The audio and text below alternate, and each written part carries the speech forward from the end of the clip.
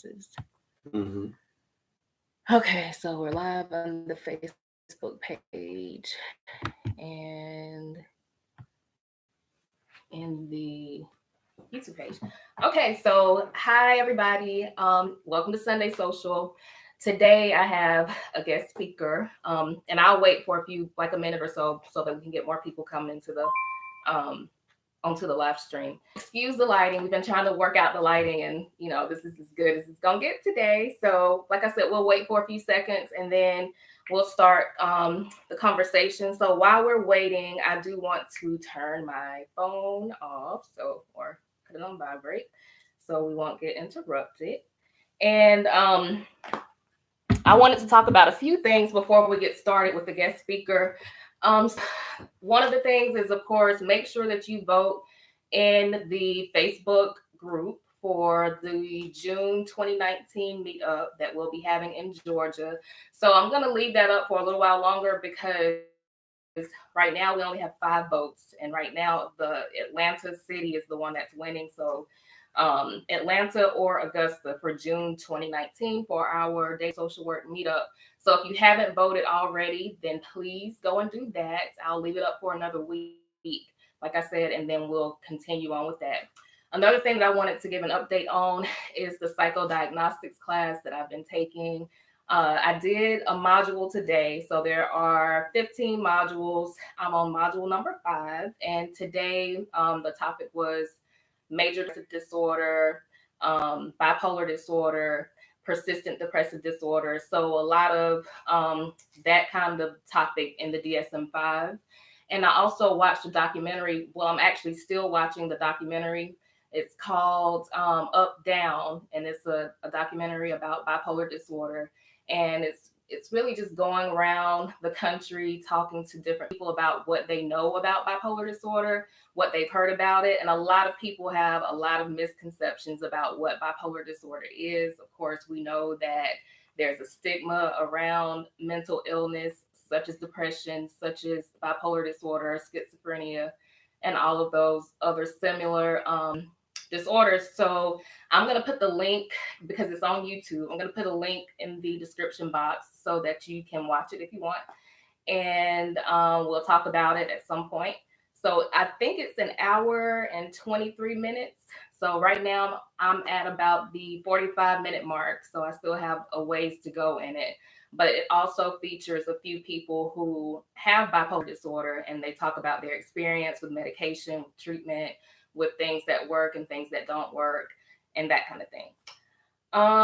Let's see. So I actually had a lot of stuff planned to talk about tonight, but I have a last minute guest speaker here. So we'll talk about some of that stuff next week, or whenever the next Sunday social will be, because I wanted to make sure that I had everything right and in order. So I was going to talk about a lot of the screening tools that they use. So the PHQ-9, which is used to screen for depression, the CAGE and the TACE or the TACE screening tool, which is used to screen for not substance abuse, alcoholism, and a few of the others. So we'll talk about that kind of stuff next week. But tonight I have a guest with me, my friend Tawio Barksdale, who is a school administrator, and I will let him introduce himself, let you know what his title is and what he does in the school system. Okay, good evening, everyone. As Ashley said, I'm Tawio Barksdale.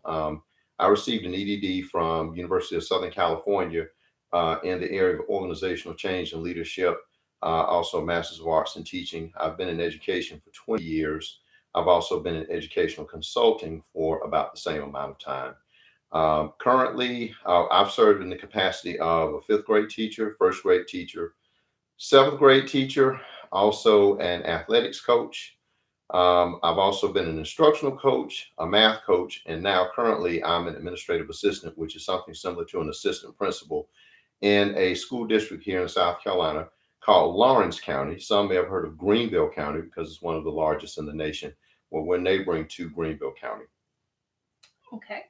So I wanted to bring Tawio here today to talk about the role that he plays in the school and how it relates to social work. So If you haven't already heard, a lot of the exam for the last year, from what I've been told, has been focused on school social work. And so that's a major, major thing. And I felt like it would be good to talk about that as a topic tonight, since the exam focuses a lot on school social work.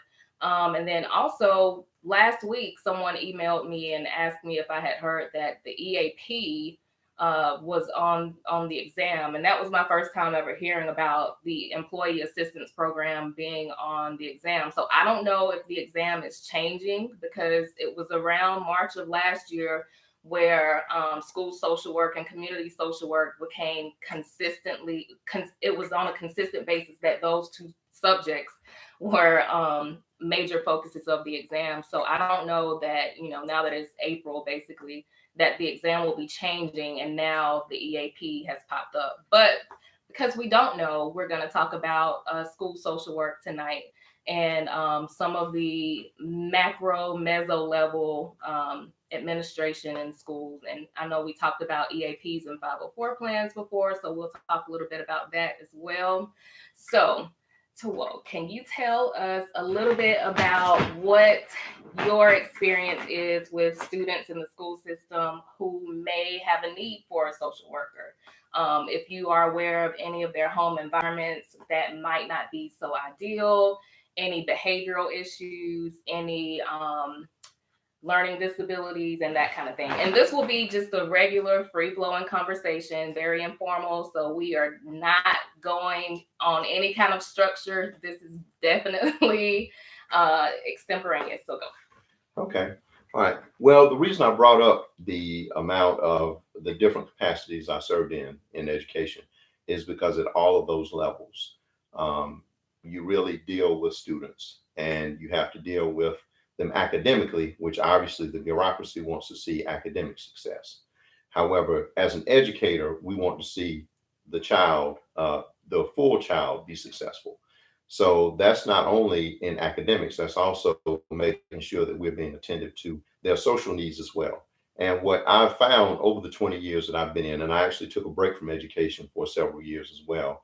And then coming back, even when I came back, it was actually even more prevalent then, was just the importance of addressing the social emotional needs of the child. In education, we spend a lot of time talking about social economic. So you hear about Ruby Payne and framework for understanding poverty and things like that, which is really scratching the surface.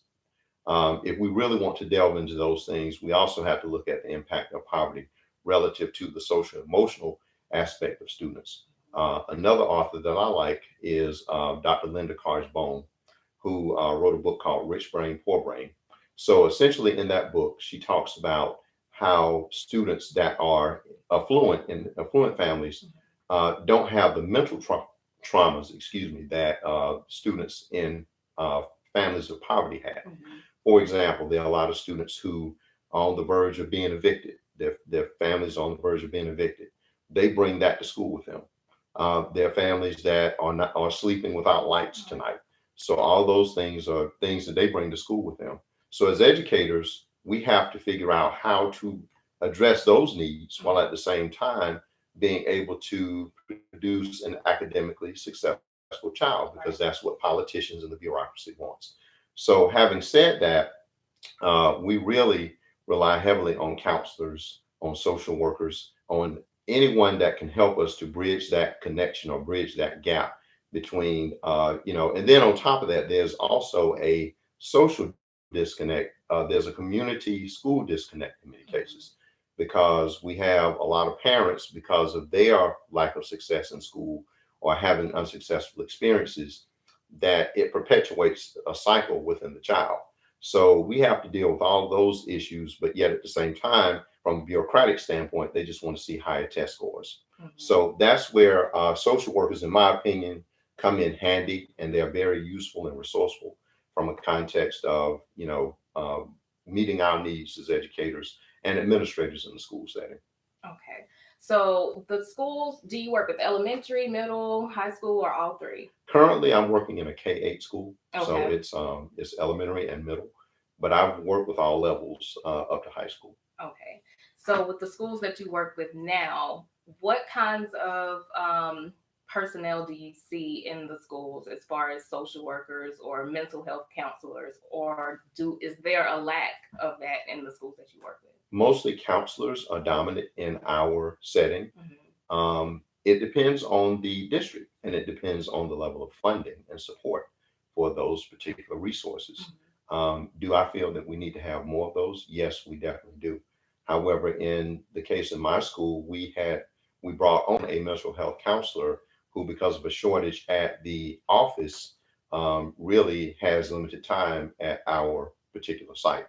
So um, while he asked us to give references, continue to email him references, he's not really there on a day-to-day basis. And essentially, we're in a Title I school. We're also in a Title I district, so we need some stability relative to the kids. So um, essentially, we have mostly counselors. We do have mental health counselors as well. We in settings I've been in before, we have social workers that are there, but not to the extent that I would like to see them and that we need them there. Okay. So y'all have guidance counselors and then mental health counselors. Yes. Okay. So what is the role of the guidance counselor? Because from my understanding, well, when I was going to school, we didn't really have counselors. You know, we had guidance counselors, but we didn't really have mental health counselors. And I know it's been years since I was in elementary school and that kind of thing. But of course, the need has become very great now with the kind of issues that kids face these days. So, you know, when I look back, I don't feel like a guidance counselor, and this is not to knock guidance counselors, but I don't feel like a guidance counselor would be well equipped to handle some of the issues that students have as far as mental illness and learning disabilities and that kind of thing. So what is the role of a guidance counselor now, to the point where we had to bring in mental health counselors and distinguish between the two? Testing. A lot of counselors, which it probably varies from district to district. In the district where I am, some of the testing responsibility has been taken away from counselors. Now it's put on administrators, so assistant principals, also admin assistants, which I mostly deal with discipline at my school. But counselors more so have been so bombarded and inundated with testing and those types of things. And again, I think it's one of those things where the cart gets put before the horse. Yeah, that's a Southern slang, I guess. But you know, we're really putting we there should be a main thing. So when we look at Maslow's hierarchy of needs and we look at those things, before any standard can be taught, those needs have to be met. And unfortunately, with the bureaucratic setup the way that it is, the only thing that's important and that's worth funding is what's going to get us higher test scores. And that is seen as more academic resources. That's also seen as more textbooks. That's also seen as more teachers per se. However, to me, social workers, other folks that can help us to bring out these, to meet the social needs of students. For example, one of the students that I work with is, I had a teacher to come to me about a student. And I've been a district behavior interventionist in this district as well. And the one thing we're always emphasizing, and the one thing I train as a district trainer, is to make sure that we are trying to develop relationships with these students, getting a knowledge of these students, because then from that point, you can kind of figure out how to creatively engage in the lessons, and also while meeting their needs at the same time. The students have a lot of needs now and a lot of needs today. And 2 + 2, 2 × 2 is not going to solve all the problems and all the challenges that we have with these students. Well, I had several teachers on the 8th grade level that came to me about a student and how he was capable of doing more, but he was silly. He wasn't working up to his potential. And in many cases, he was acting out. He got into a physical altercation earlier this year as well. Well, after doing some digging deeper with it, and the counselor being involved, we actually discovered that this young man has 6 siblings. His mother had recently gone through a separation. Mhm. So that wiped out an income. Right. So now it's just mom dealing with 6 children from ages 2 up to 14 with this 8th grader. And they live in a trailer that's really no bigger than this room that we're in. Mhm. Mhm. So when you have those types of needs, and then you can only imagine that the 8th grade student has to kind of be the man of the house, even though Mhm. he's not the man of the house. Right. He's not a man per se. But then when he comes to school, we expect him to be a child. Mhm. So that is a difficult transition for a child to make. And at 14, yes, he's still a child. Mhm. So there are countless examples of home situations of social and emotional needs that have to be met by us in order to achieve what we're trying to achieve, which is academic success. But we also have to contribute to the other part of the child as well, because essentially the more that we do for that, as I said earlier, we're going to meet the needs academically of the child.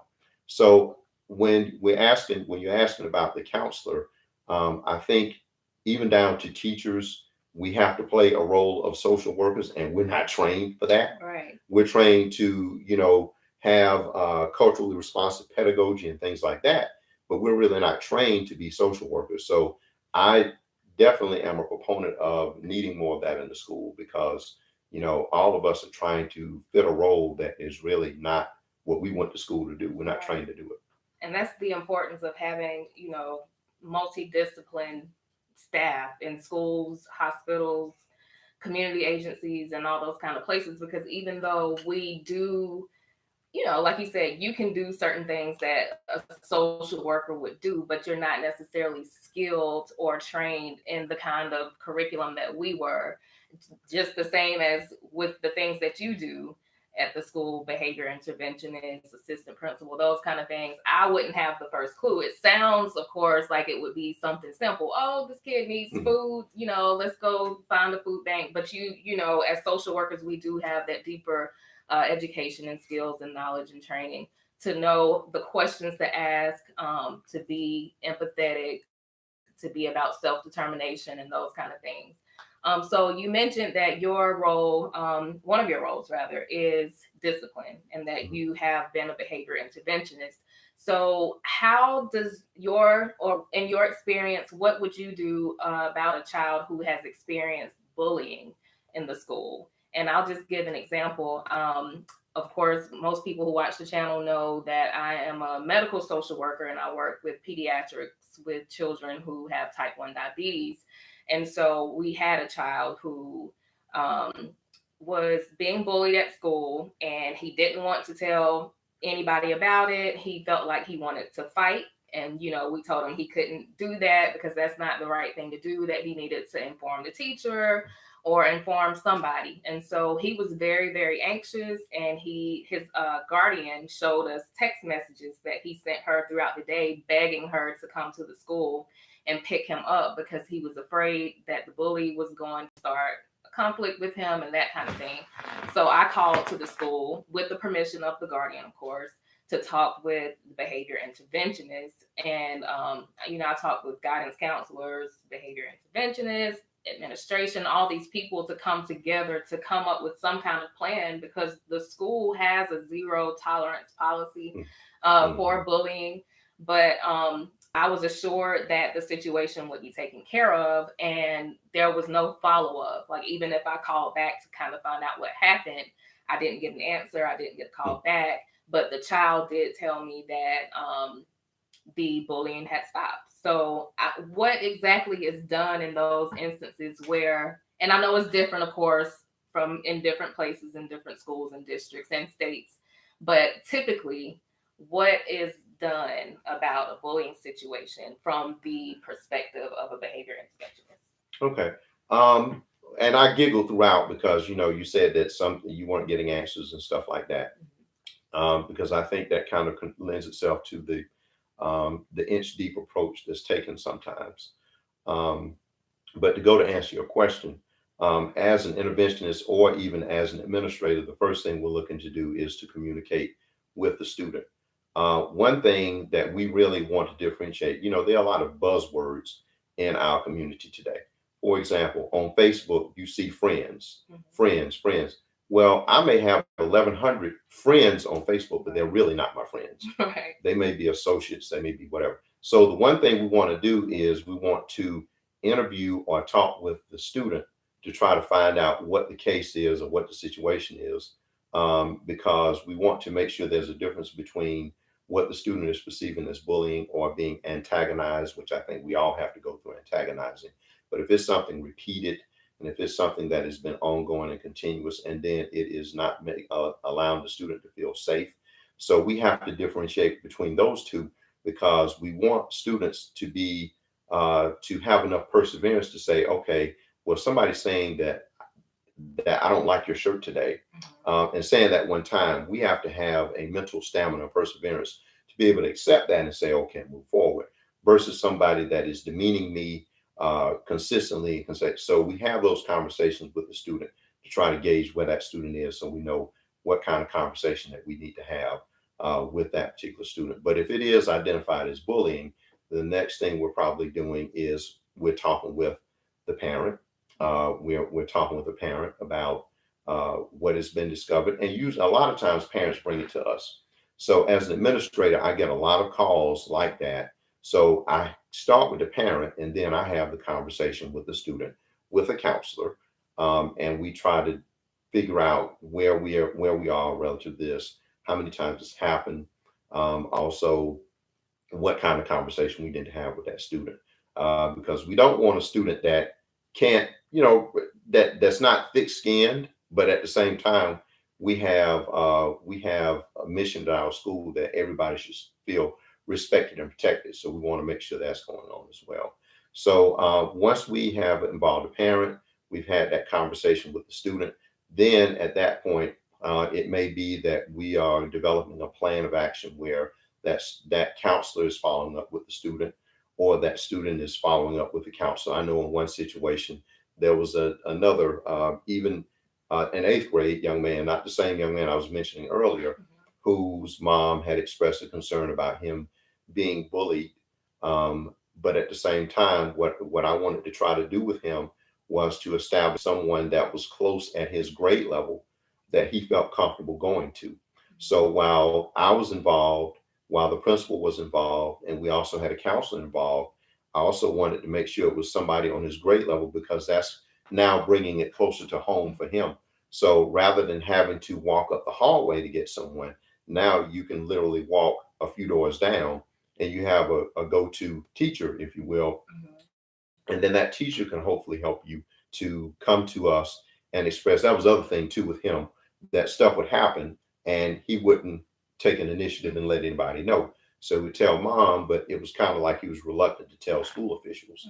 So so that's why I felt it was the need was there was a need for him to actually have someone that he could go to at the grade level. So we established that.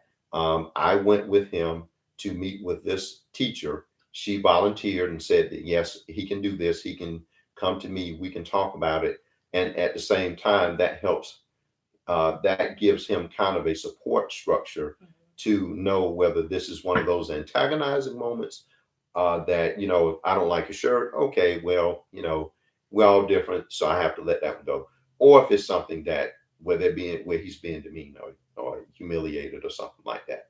So that's just one of the examples, but essentially we're going to make sure that the parent is involved. We're going to have a conversation with the student. Also, we need to have conversations with other students and parents. We would do that as well. But it is really, and it's an all hands on deck and all in collaborative approach. It's not just one person that deals with that particular issue.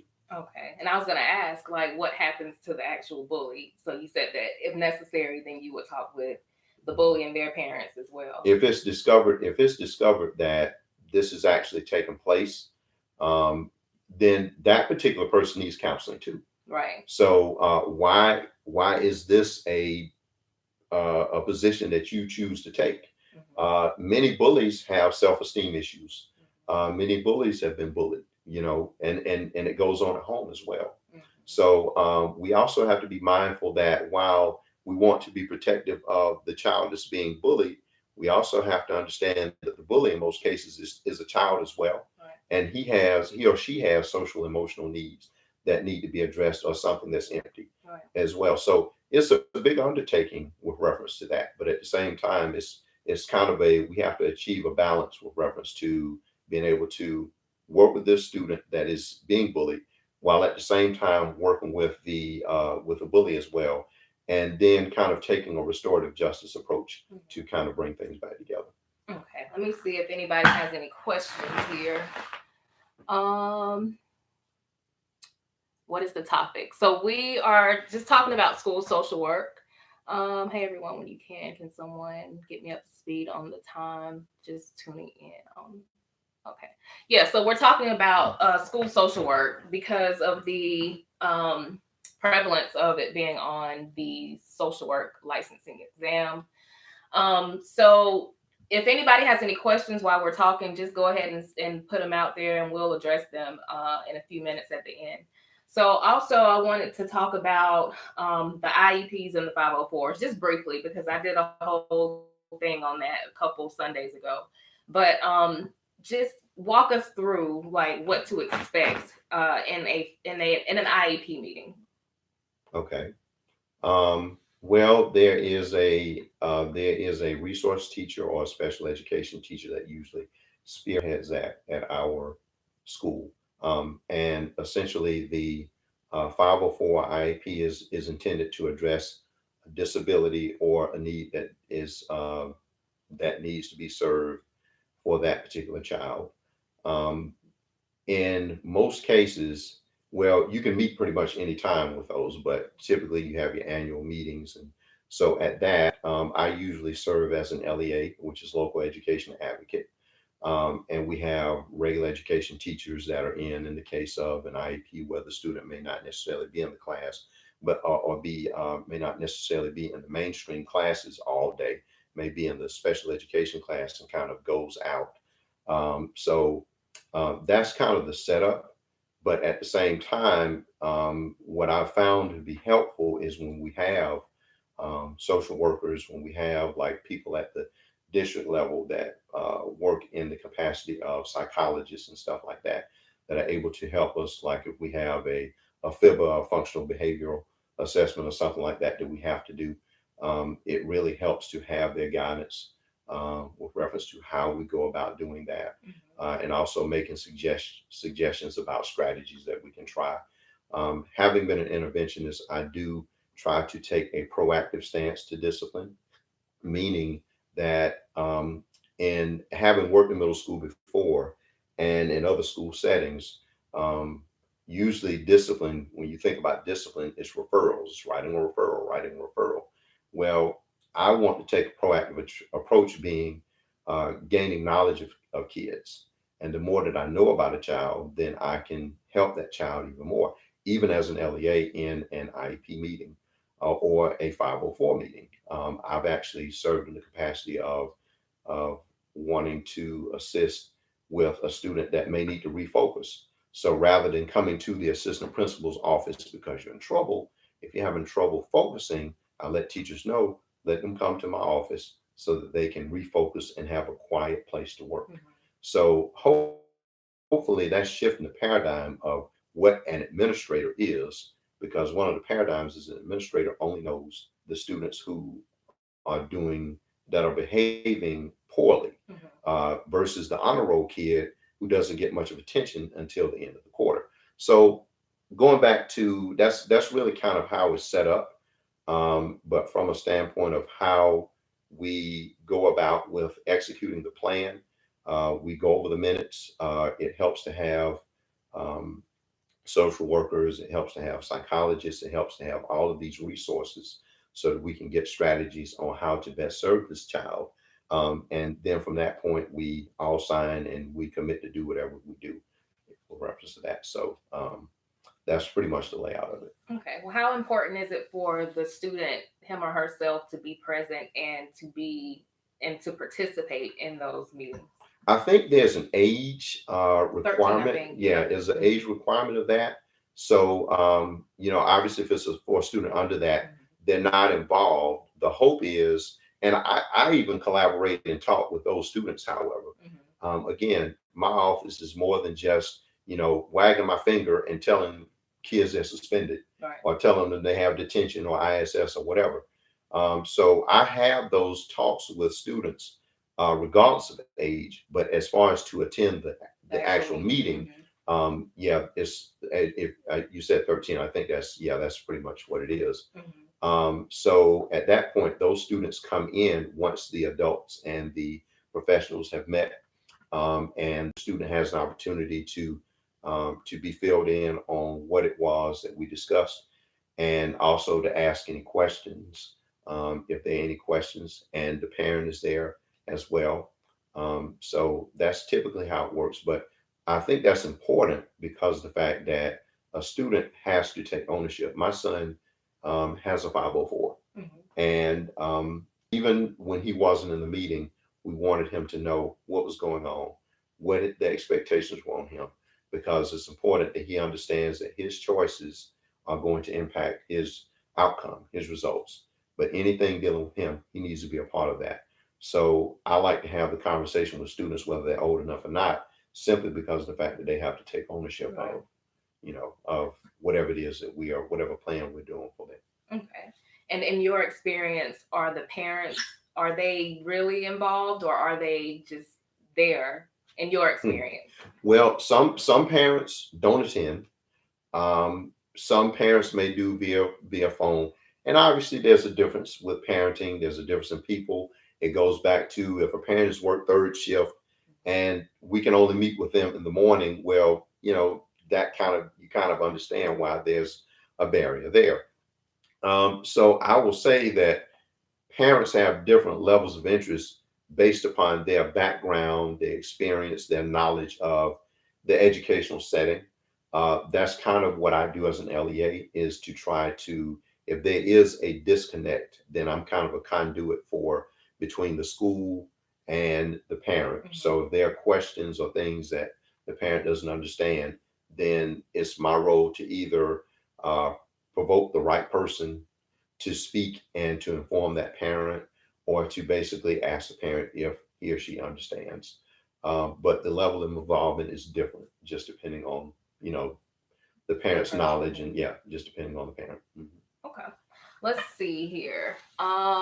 I like the guest comments about the balance of having children with thick skin, but also not being dismissive of children who are more sensitive. Yeah. Okay. Yeah. And it's one thing I tell, especially kids that, and it's funny watching March Madness and the Final Four and all that stuff. You got a lot of male kids, especially, but you have females as well that want to be athletes. Well, I was an athlete coming up in school, and I said, well, somebody's going to talk trash to you. It's not right. It's not necessarily the appropriate thing to do when we talk about the integrity of sports and sportsmanship. It's not right, but it's going to happen. So that's one thing that students have to be equipped with. But even that in and of itself, as you talk about a curriculum, that deals with self-worth, self-esteem, self-concept. So if we address these things with a child, then if I do make it to collegiate sports and I'm getting booed when I go on the floor, I know how to deal with that. I don't see it as people bullying me, but I see it as something where I have to, have the mental wherewithal to be able to still maintain and perform at a maximum level. And as a leader of an organization, whether it be a school, whether it be a Fortune 500 company, you make a decision and people are like snickering and snotting behind your back. You have to be able to absorb those types of things and be able to still perform at a maximum level. So we want to make sure students understand that. But at the same time, and one other word too that's really popular in our culture, I'm not sure if it's national or not, I would venture to say that it is being a snitch. So I don't want to be a snitch. I'm not going to snitch. I'm not going to snitch. So one thing I talk to them about is there's a difference between being a tattletale, which I relate that to snitch, and being a reporter.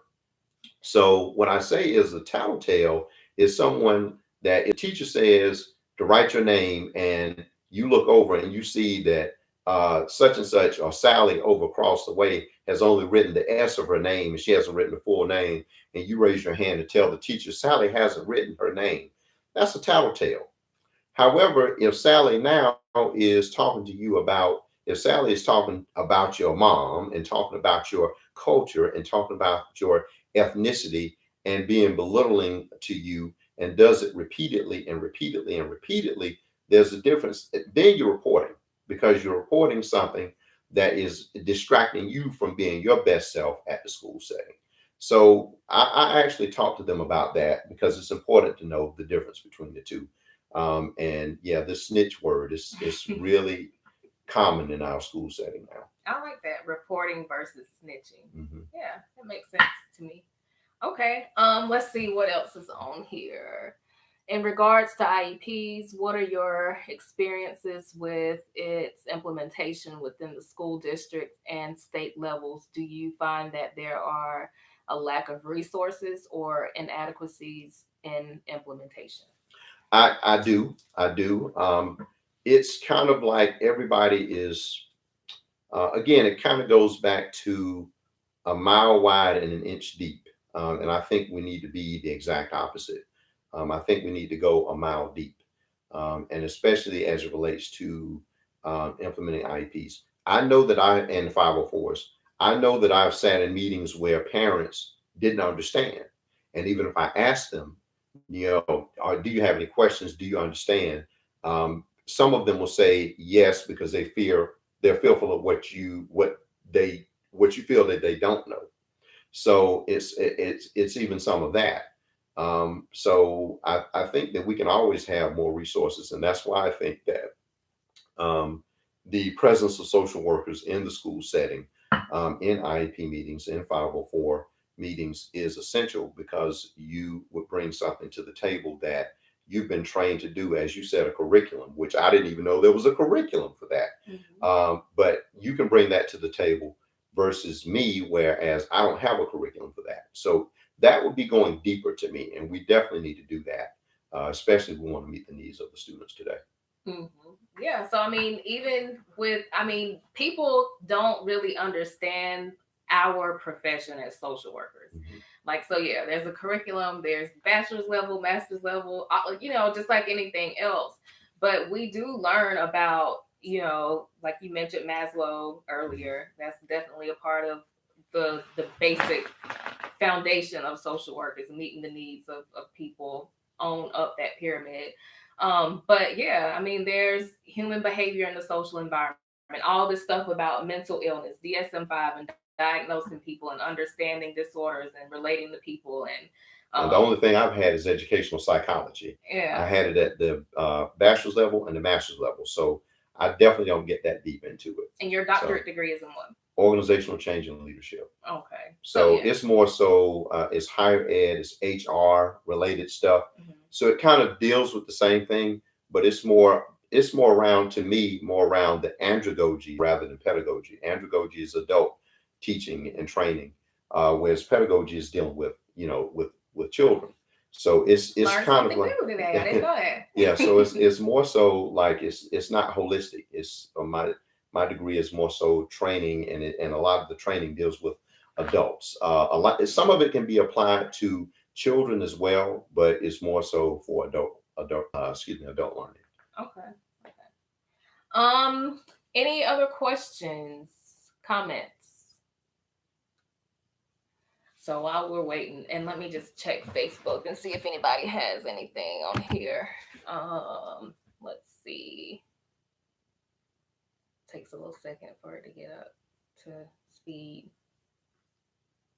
Hopefully it didn't. You know what? Sometimes Facebook will just black out in the Really? middle, and then okay. So Myra was here. Let's see. Okay, I don't know if she's still on here or not. So no comments on Facebook. All right. Any other comments or anything on YouTube before we start wrapping up? Let's see. What other questions do I have while we're waiting for a few seconds? Um, I don't know. I think we pretty much covered a lot. Okay. So Well, I yeah. did feel like I was talking a lot. So. No, but a lot of times, from what I'm hearing from people that watch this back, because during the actual live stream, some people are able to make it, some people aren't, but people watch it back throughout the week, and some people listen to these sessions, or for lack of a better word, right now, these sessions while they're driving to work and stuff in the morning. So, I think it's good information for somebody to be able to listen to. So now you have your own personal consulting. Yes. So let's talk about that and what you have to offer. And we'll also put Dr. Barksdale's information in the description box so that if you want it, you can go back and look at the video that I'll post on YouTube and on Facebook to get his information. But give us a spiel. Okay. Well, it has truly evolved because at one point it was tutoring. Mhm. It was academic tutoring. But now it has evolved, and then when I was a coach, it was actual training teachers on best practices relative to math and coaching students with math. So now, because of the organizational change in leadership, more so what it centers around is building school community, building classroom community. So overall, just building the community as the school as a community as a whole. So that could be from a perspective of staff development, but it can also be from a perspective of with the history of pedagogy that I have, as far as having been a classroom teacher and a coach, I also can embed that. Had I not been a classroom teacher before I did this doctorate degree, I probably wouldn't feel confident in being able to come into a school setting and talk with classroom teachers about those types of things. But that was the importance of getting the MAT, and having the teaching experience, because that also goes hand in hand with how to put those concepts of community in to develop in your classroom. But again, it all starts back with what I was talking about, knowing how to develop relationships with students. If students are not comfortable talking with you and never will open up to you, then it's going to be hard for you to teach them. So just being able to, I did a mini session or mini course with my district, offered it throughout the district, that was entitled "Integrating Community into into the Curriculum." So how to have knowledge of students' backgrounds, how to have knowledge of what students' interests are, um, and just trying to encourage teachers that if you have a negative comment or derogatory comment to say about a student, then do a 4-block foldable and label it home, living, hobbies. Um, if you label those different things and you know very little about that student, that's probably a good indication to you that you need to build community in your classrooms. So that's one thing that we do, but then that's one thing that I do. But then on top of that, as I said, work with um, organizations on building community as well, and knowing how to produce a successful organization, whether it be a school, whether it be companies. So that's part of what my consulting is about now. Okay. So where can they find your information? LinkedIn? Yeah, I'm on LinkedIn. Also, I have if there's an interest, as far as I don't have a website set up because I haven't been too long ago finishing my doctorate. Yeah. So, but that's a work in progress. But at the same time, there's information on LinkedIn.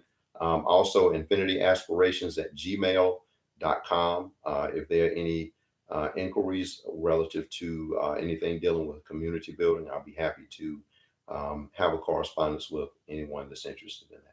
Okay, and like I said, we'll put that in the description box. And I think some people aren't really aware of what the description box is. So it's basically right up under the video when I post it on YouTube. There's a little section right up under where you can like the video, or it tells you how many views there are. And if you just click in that little area, that's the description box. And so when I list out all of the websites that I reference, or articles and things like that, all of that stuff is right in that description box. So for people who aren't aware, that's where the information is. Also, let's see what else. So I will put his information there. And like I said, this whole channel, day-to-day social work, is more than just about the exam. Yes, primarily that is what day-to-day social work is about. It's helping you prepare to take the license exam, tutoring, studying content, networking, and that kind of thing. But it's also about all things social work. And so I don't want people to feel like they can't ask questions, or if you want to talk about a case that you've experienced throughout the week. Like I said, I always come prepared with things that I've come across during the week. I went to a 2-day training. It was called Mind Eye, which was maternal, infant, dyadic, something. I can't, it didn't deal with anything that I do directly at work, but they asked me to attend because I work with pediatrics. But we learned a lot about mothers who are in the perinatal state or phase of their pregnancies, who have mental illness and depression, and how to help them cope with that, and postpartum depression and that kind of thing. So I will have information on that stuff for you the next time that we meet. But use this platform and this channel as an opportunity to network with other people. Like I said, people on this channel are from all across the country and in 2 other countries that I know of. So there are about 3,200 people subscribed to the channel, and I'm not sure how active everyone is, but use this as a means to network with people. The meetup that we'll be having in June in Georgia, whether it's Atlanta or Augusta, if you can make it out, then come. Like I said, it's not going to be anything extravagant or expensive, but we will get together for the weekend and maybe Friday night, go out for drinks and network, get to know each other. Saturday will be focused on self-care. I don't know what the activity will be yet because we're trying to narrow it down to which city we're going to go to. But we'll do self-care, and then maybe Sunday for people who can make it, we'll do brunch. But like I said, in September, hopefully we can meet somewhere up in the northern part of the country for those who can't make it to Georgia. But if you know anybody who could use Dr. Barksdale's services, then share that information, pass it along. If you know anybody who could benefit from the personal consulting and the personal coaching that I'm offering this year, then pass it along. And there's a video on that on the channel as well that gives you information about the personal consulting and personal coaching. That is not going to be therapy. It's not therapy. Even though I am licensed in the state of South Carolina, I'm not an independent clinical social worker yet, but I'm working on that, and hopefully we'll have that all together by the end of next year. But use this as a way to network with people. Please go into the comment sections and leave your opinions on the videos. Some people do. I have seen some people connect with other people in the comment section, topics that they relate to each other on and that kind of thing. So I'm not going to keep babbling on. Let's see. Give the info again about the meetup, please. Okay, so we've been voting for the last 4 weeks, and so we've narrowed it down to we're going to meet in June in Georgia, and in September we'll meet either in Washington, D.C. or New York, I think. But right now we're going to see how this first meetup goes. It will be in June. We don't have the dates yet because we're trying to work on the location right now, but it will be in Georgia, in either Atlanta or Augusta. And it's not going to be anything formal, very laid back, just a meetup for the weekend. You don't have to come and stay the entire time. We're not going to have, it's very informal. So if you want to stay at the hotel that I'll be staying in, I'll let you know that information as soon as we get everything narrowed down. But if you don't want to stay there, if you want to stay somewhere else close by, it's just a time for us to meet up and network and to get from behind the computer and socialize with one another. So anything else before we end tonight? And I'll check Facebook one last time, and then we'll end it. Anything else from you? No, I appreciate the opportunity to have a platform to talk about. This is something I'm definitely passionate about. And I think it's important that we are addressing the needs of students.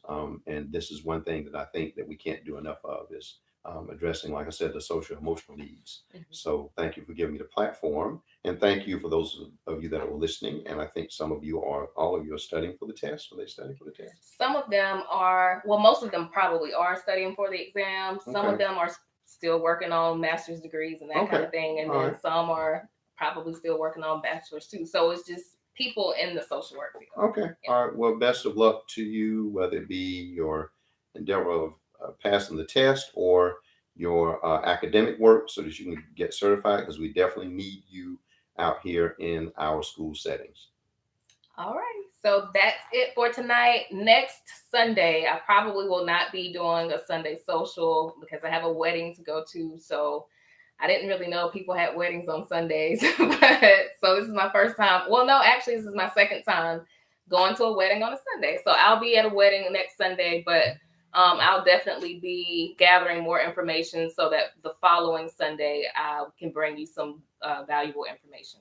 So until next time, if you have any questions or comments, leave them in the comment section. And of course, my email address will also be in the description box if you need to email me about tutoring or about personal coaching.